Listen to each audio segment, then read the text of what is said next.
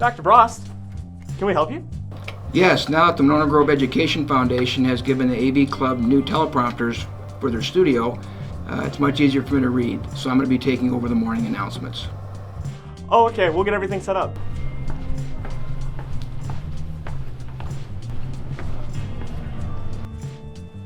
Dr. Bross. Hello, Genevieve. Good morning, Monona Grove. Good morning, Monona Grove. Good morning, Monona Grove. Good morning, Monona Grove. Good morning, Monona Grove. So basically, AP yeah. Doesn't make any sense. Yeah, that's why I don't know. Dr. Bross, what are you doing here? We're supposed to anchor for today's announcements. You've been reassigned. To where? The Monona Grove Education Foundation needs 2 new anchors for their annual celebration, and they think that the 2 of you would be perfect for the event. Gotta go. Okay, Bross, you ready?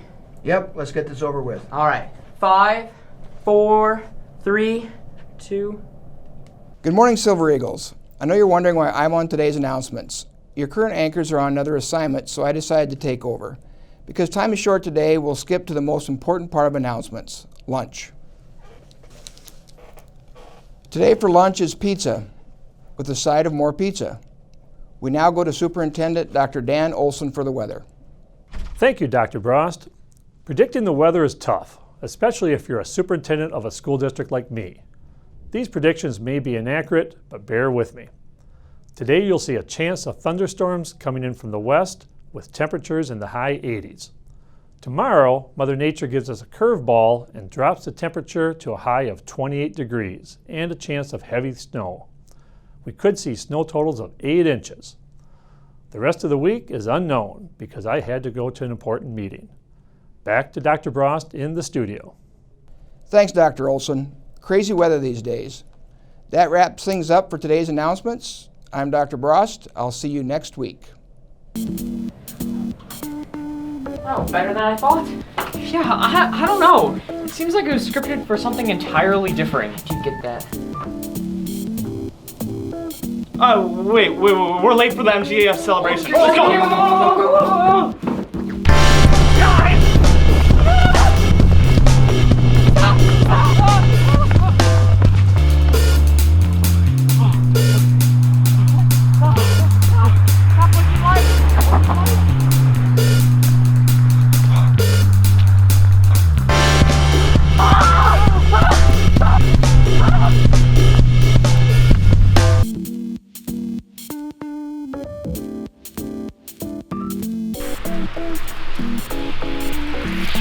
We're gonna start snowing.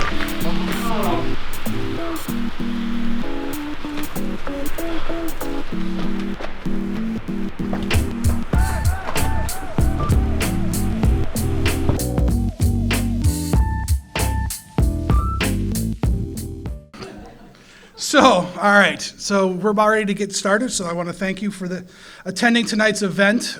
Without everybody here, we couldn't do what we do as far as giving away the grants to these recipients that we have sitting up here in front. So a little bit about what actually MGEF is. So what we do is we provide funding for things to help enhance the educational experience for our kids in the district. Some of the things that we've done in the past have been makerspace at the 6th grade level, world language arts for the teachers at the high school.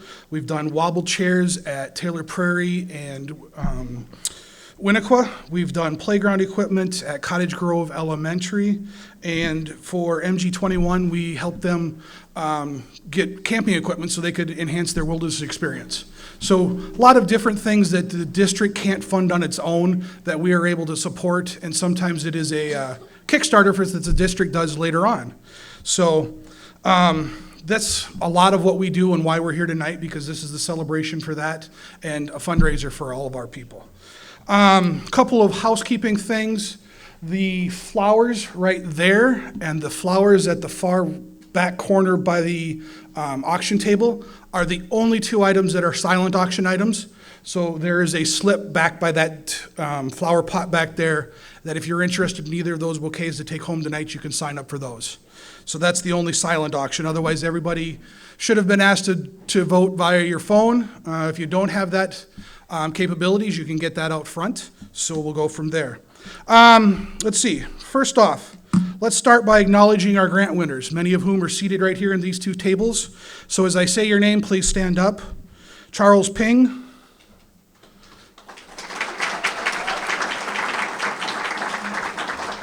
Will Nimmo. He's standing back there running the AV.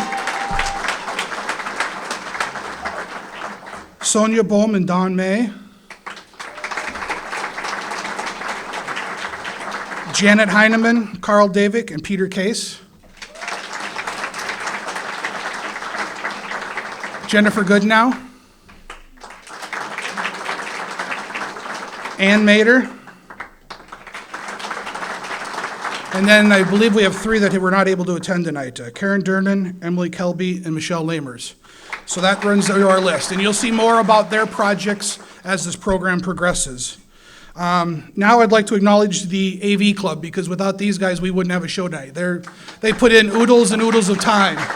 So our members of the AV Club is run by Will Nimmo and Justin Janis, David Gunther. If you guys would just raise your hand. Ethan Broughton Wohlers, Tegan Talley, Kylie Hollenstein, Sylvia Reinbach, Olivia Vesserat, Evan Johnson, and Corey Hall.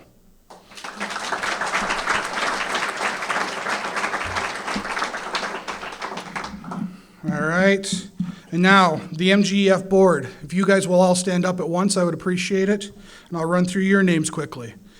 Jane Miker Beebe, Mary Salvi, Mary O'Connor, Kathy Baltman, Jay Kiefer, Andrew Kitzlar, Nancy Kugel, Patty Parrott, Carrie Robbins, Judy Runk, Kathy Thomas, John Weinberger, Ed Young, and soon to be our newest member, Sandy Homburg.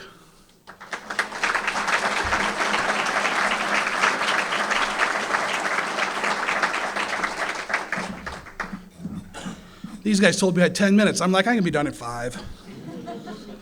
Okay. Jane, we have a special guest or special gift for two of our board members who have been with us for a long time. They're stepping out of leadership roles. So if Ed Young and John Weinberger would stand up, we have a special gift for each of you from Jane.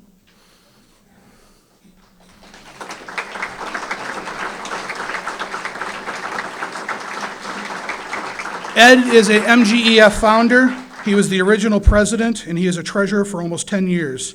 He's got approximately 24 years of service on the MGEF board. John Weinberger was a former school district board member and then joined the MGEF for about the last 12 years, 11 of which he served as president. So these gentlemen have both stepped back in the last 18 months, and we just wanted to acknowledge them for all of their dedication to us.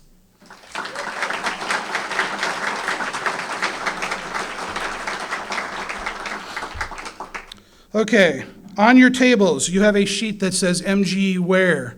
We had started this project a while ago and had meant to kick it off more informally than this, but we just got all the ducks in a row this week. So there's a opportunity, if you're interested in getting some MG Spiritware, you can order it through this.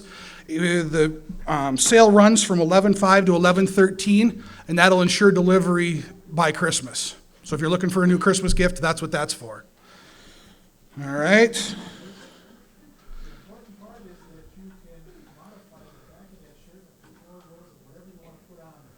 Correct. The outerwear is customizable. All right. Okay. That's it for me. So now I'm going to send it over to our very talented high school reporters, Olivia and Sylvia, and Jay.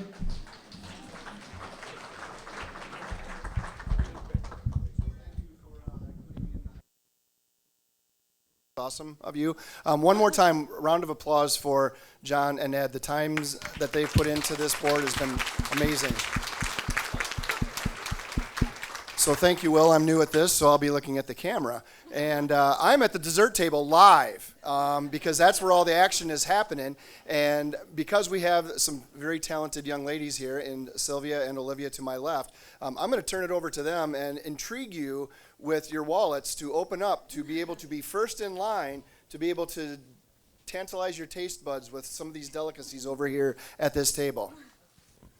All right, as Jay said, we've seen some amazing desserts. I've been eyeing up a few of them. I know Sylvia has too. Oh yeah, these are looking amazing. I'm looking at that raspberry cake over there. How much are you thinking of bidding, Olivia? I mean, I have $3. So this year we had 17 bakers that donated their baking items to the silent auction, and we have 16 tables. But we have 19 desserts because we had a couple bakers that baked 2 items. So that means every single table will have a choice of what item they want to pick on. So every table will have more than one choice. And just for some information, last year the highest bid was $450 as a reference. So they got their very first pick. And then it went down from there. But no matter what, every single table will get a dessert and have a choice of what dessert they want to have.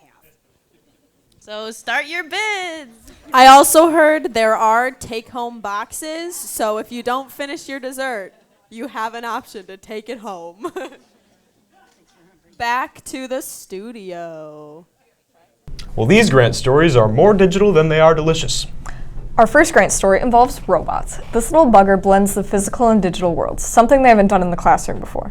An Ozobot is a little robot. It helps with coding, so you use markers to draw paths, and the kids can practice coding with like making an Ozobot go fast or go slow. So it's just this little guy here. And so we've been using it for all different things, coding skills, and then practicing literacy and math as well. And then the Osmos can do different letters or words using numbers and different math and literacy activities. There's also some like shape ones that they can do, and it's just an engaging way for kids to interact in literacy and math skills. The teachers say it's a great way to have students push the limits and take some chances. Students are able to learn coding skills, which is something we haven't been able to teach much about before. They're also able to enhance their math and literacy learning, and they're also able to develop some problem solving and critical thinking skills. One of the really cool things is they have to fail to get better at coding, so it really teaches them that it's okay to fail and it's okay to try new things, because you might lead to new discoveries by not getting it right the first time. Taylor Prairie isn't the only school looking at technology to add some fun to the learning experience. Charles Pyng at the high school is drawing up some interesting projects in his digital arts classes. The grant was for drawing tablets. I think it can incorporate into my classes of the drawing, painting 1, 2, and 3, advanced drawing, and also digital photography and digital arts. Tablet gives us the flexibility to alter photos, alter pictures, or draw straight onto a computer software. Previously, we had to use a mouse for that, and as you know, the mouse is really hard to control. Tablets give you a lot more precision work. Our main goal is get them ready for college, and this tablet kind of links that. So when they go to a 4-year school or even a 2-year tech school, they're more than ready to tackle what's ahead of them. Charles also said that he knows projects like this would have a hard time getting funded without the foundation, and that the creativity he's seen from so many of his students proves it's a worthy cause. Well, as we continue featuring all these exciting grants, we head back to Cottage Grove, where the Cottage Grove School Library went for the trifecta in instructional technology: engagement, enhancement, and extension. And what better way to do that than with Legos? And they're using it to build a wall of mathematical equations. Kids use this Lego wall daily. I mean, moment to moment, for math and science and different challenges. It extends our innovators' ideas of thinking and problem solving, and it's just a great extension of some of the things that they're learning in the classroom. I mean, they can just dig in and create stuff, and a lot of that play that's happening is really learning. You've got to think over how that's going to work. Oh, is this, do I just need 82? Yeah. You tell me, is 28 plus 82 100? Yes. Okay, nice. I had written grants before and had received different things, but never something that would really touch all the students in our school. To be able to just think outside of the box and get something new and to dream a little bit, and then have an organization like the MGEF step in and allow us to be able to make those dreams come true. It's just a really nice ability. She went on to explain how the grant really bridged the gap between the resources available and setting goals. I was a Lego maniac when I was younger, so This is my kind of library. See, I always just like to chill out with a book. And this next grant is all about that page turn. Check it out.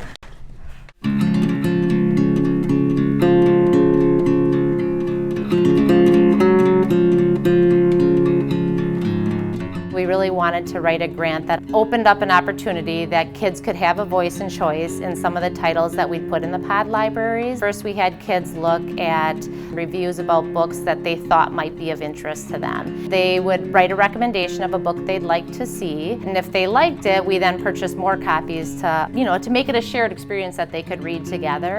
And also, they were able to then use the books as part of their curriculum in their English classrooms too.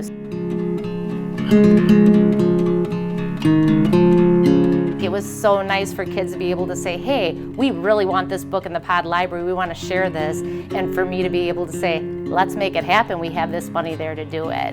What's special is a lot of the titles are there strictly from the input of previous students who have moved through, so that the kids know, hey, this is like coming from somebody who was your age in this classroom at the time recommending this title. There's a ton of power in that. There is no argument that can ever be made that putting a book in a kid's hands and having them read it isn't the absolute best outcome imaginable. And the more you have a kid who's ready to say, yeah, I'm a reader, and I like to hear stories and read stories, yeah, that's preparing them for high school, for life, for anything that comes their way.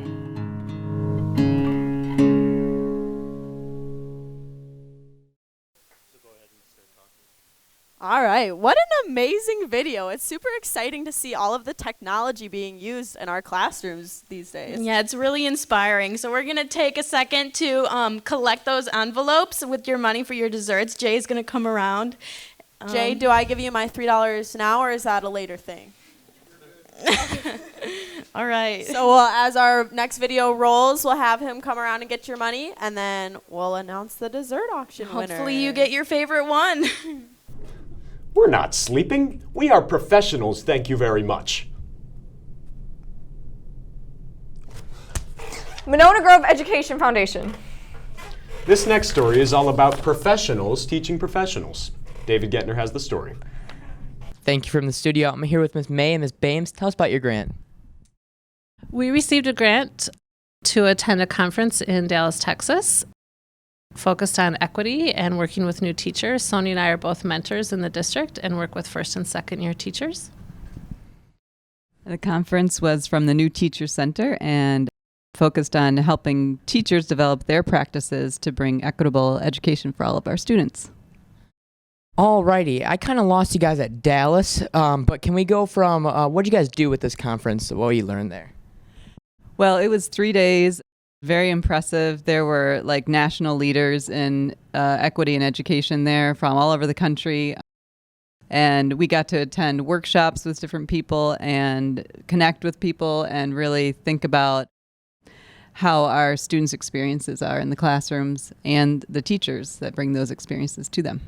All right, now that we have some footage up of professional teaching professionals, you want to tell us a little about that? Sure. So we were able to bring back our experiences at the National Symposium to the Dane County New Teacher Project to really bring some equity practices back into our whole area, including our school district. And this, of course, gave us the opportunity to bring experiences to our new teachers that we didn't have as new teachers and bring the best practices for student success for the students in their classrooms. All right, thank you guys. With that, we'll send it back to our studio. Just goes to show it's never too late to learn something new. Or in the case of this next story, it's never too early to learn the power of reading and writing.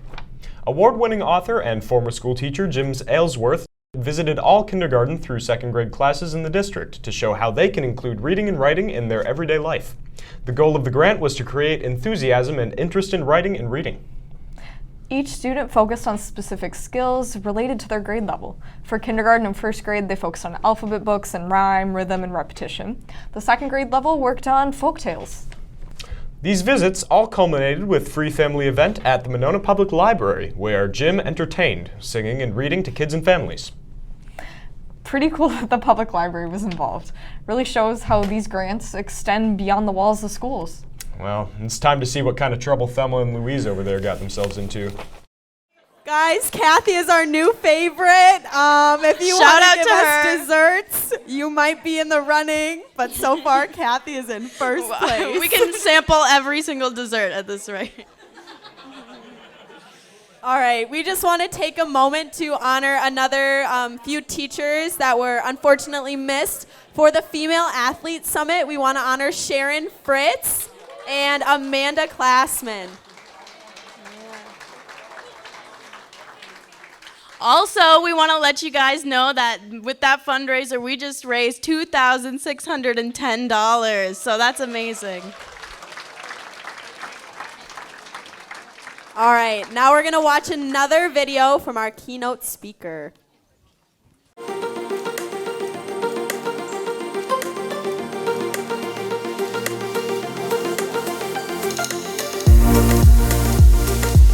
The grant was to establish tech stations within my classroom. The idea was for students to document their artwork and to start a collection or a digital portfolio. So matching the traditional low to no tech art making process with recording the process.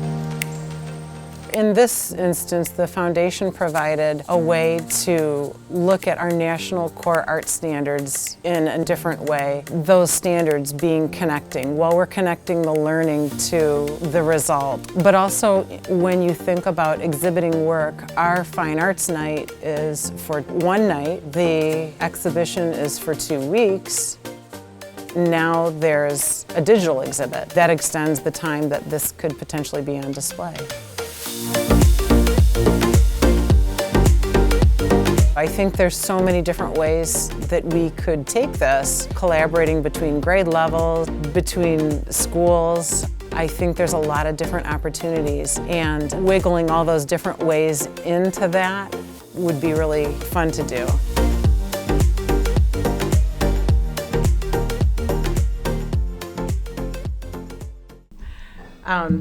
So the creative process, innovative thinking, and how that translates at the elementary level is what I'd like to talk about. And this quote by Sir Ken Robinson really nails what we do at that level and in the art room. If you're not prepared to be wrong, you'll never come up with anything original.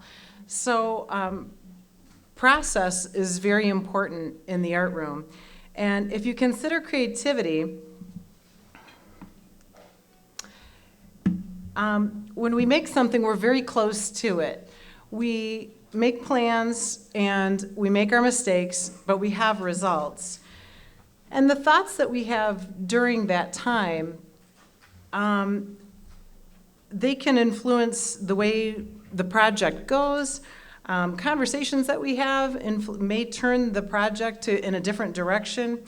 And if you keep a journal, you know about those thoughts, but often a lot of that process is forgotten. But regardless, you have some accomplishment and you move on. With innovation, it demands reflection, and so you build on successes in that reflective process and as well as the mistakes. And with the foundation grant we received, art teachers can create an experience that allows students this reflection building on those successes. And I believe that when you create something, that is innovative thinking. And so during this time, then the question is well, what do you do in the elementary art room with that? Well, the foundation provided us with 4 iPads for the 2 art studios. And this is at Winnequa, and these iPads were used for students to photograph their process. So art students would work on their projects, as they always do, but then at defined stages, they would take pictures and document that process. So that's also documenting their learning process. This allows students then to show and present their ideas in a much broader way. Students need these opportunities to build on those strengths, but it also really involves their interests. So there's an ownership there of their learning.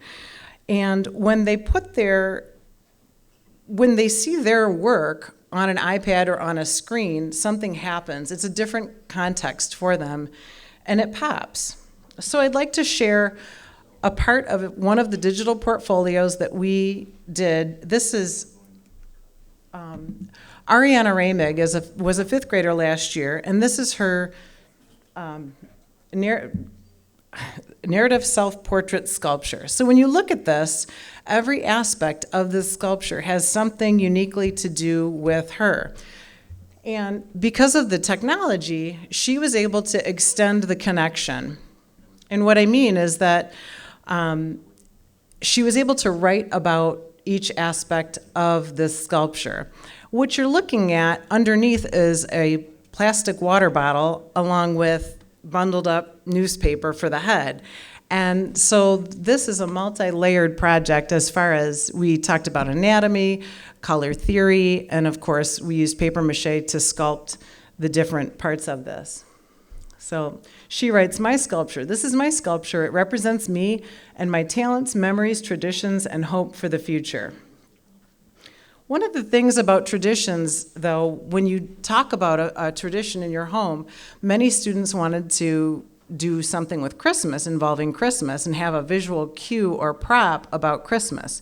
I encouraged them, though, to go a little deeper and do something a little more unique of what their family does. And so the things you see, they would write about those props. So I had a few hockey players, but maybe they wrote about it in a different way. So maybe one was a hockey player, but then maybe another one was really proud because maybe they weren't a hockey player, but through their writing we realized that their father was a coach or something like that.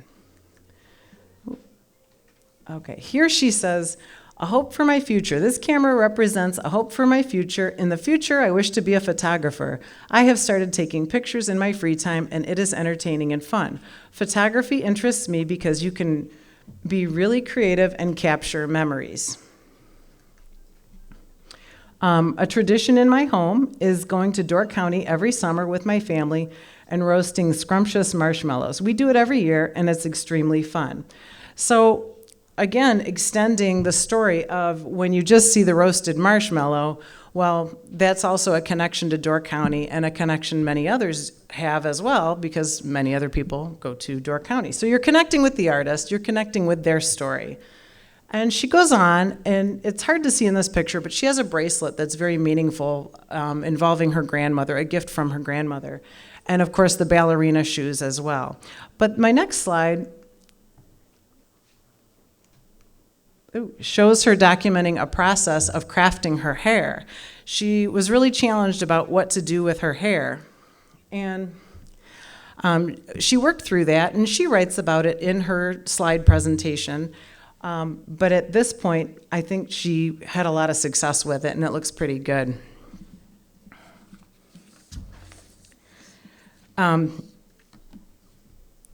When students share their work, we're better for it, mistakes and all. It's the learning process. So when you go about our work, and as students are going about their work, I think about it as like the classical dot-to-dot worksheet, where you connect the dots, you trust that those dots will connect, and by the end of it, it's only at that reflective look that you see the whole picture. That's process.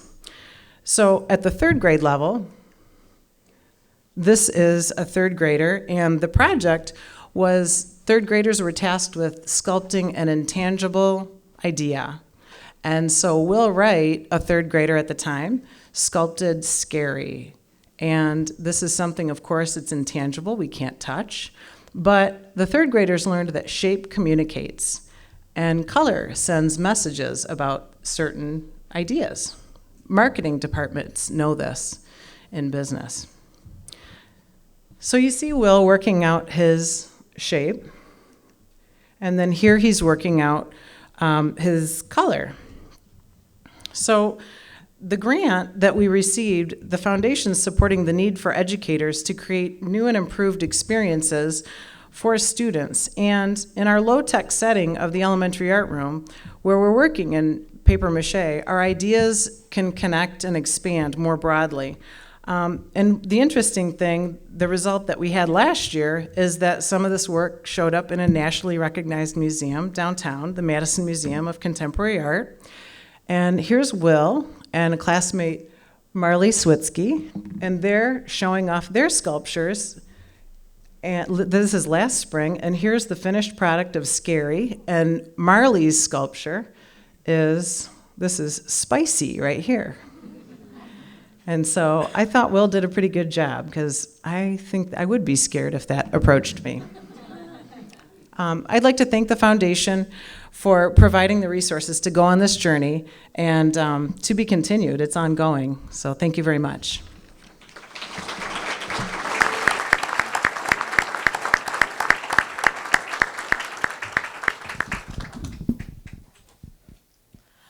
Once again, we'd like to give a huge shout out to Kathy for the cake. It was delicious. I can't. Oh, so good.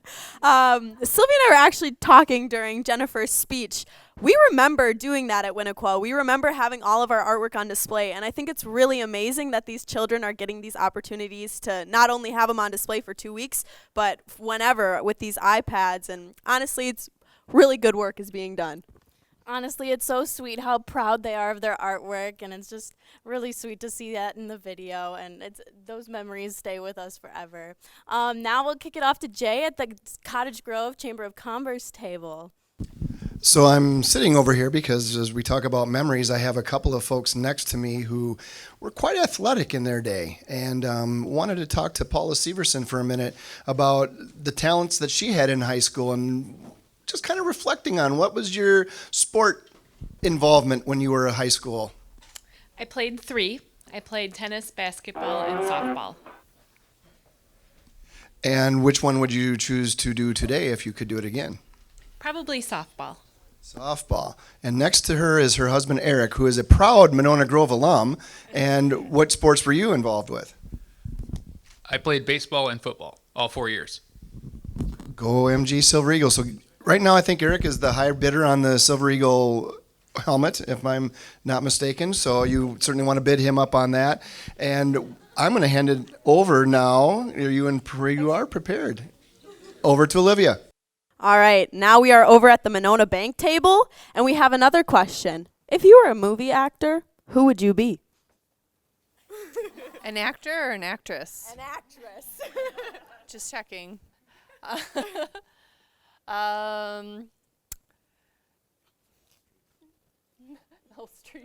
Meryl Streep.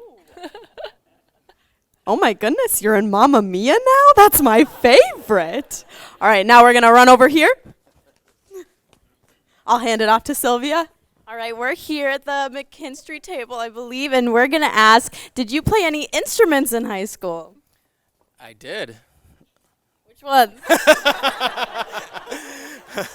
I played saxophone, alto sax in concert band, played baritone sax and soprano saxophone in marching and jazz band. That's awesome. Olivia played sax. Ethan plays sax up there.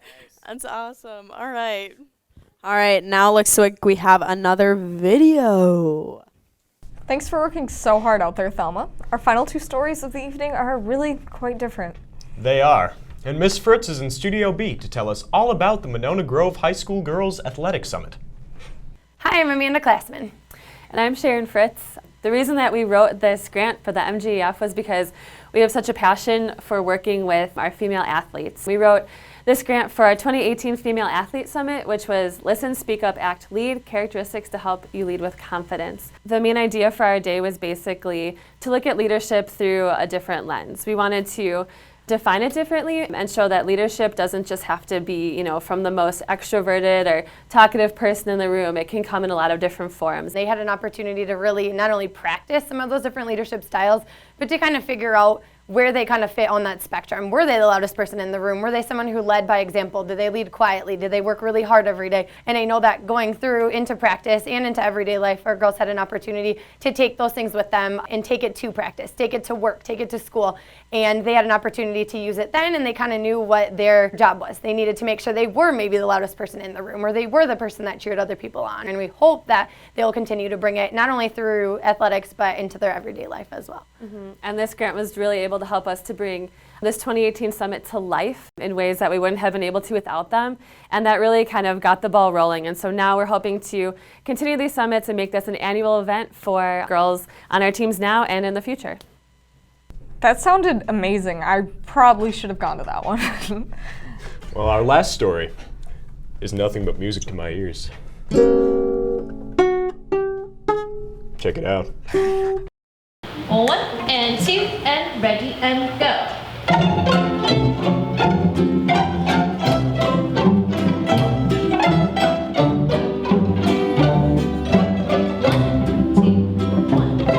I wrote a grant to obtain some mariachi instruments for the orchestra classrooms at Glacial Drumlin School. My co-teachers and I really were excited to bring an authentic musical style that's not typically seen in an orchestra setting, where we play what's traditionally known as classical music.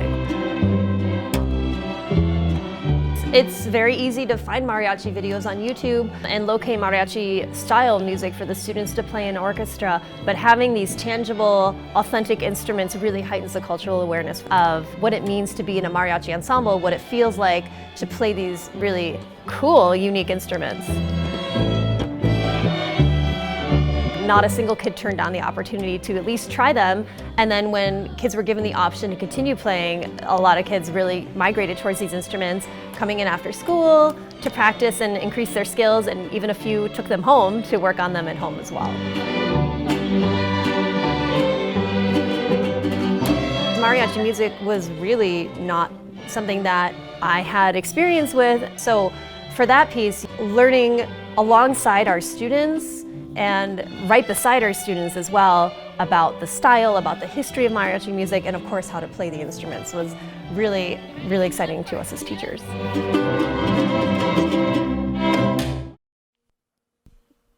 And now, So that's all the wonderful stories we have for you tonight.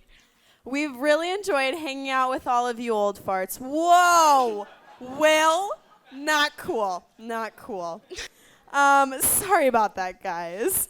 Anyway, we hope everyone has a great night. We're going to have some closing remarks from Jason. Thank you for hanging around with us tonight. Now we can relax and get back to the bar.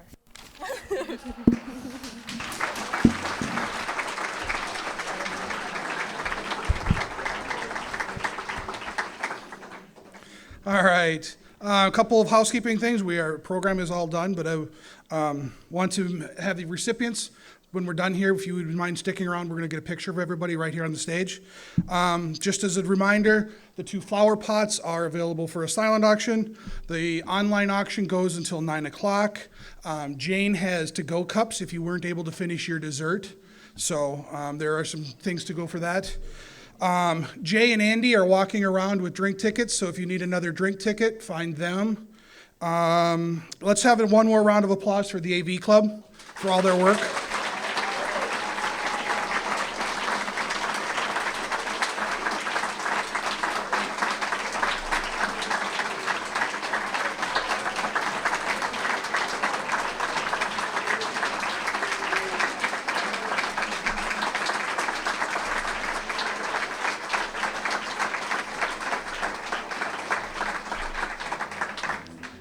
They've put a lot of time and effort into pulling this off, because without them, we wouldn't do this thing. But the other last remark I've got, everybody, is thank you for your generosity, your support of the MGEF.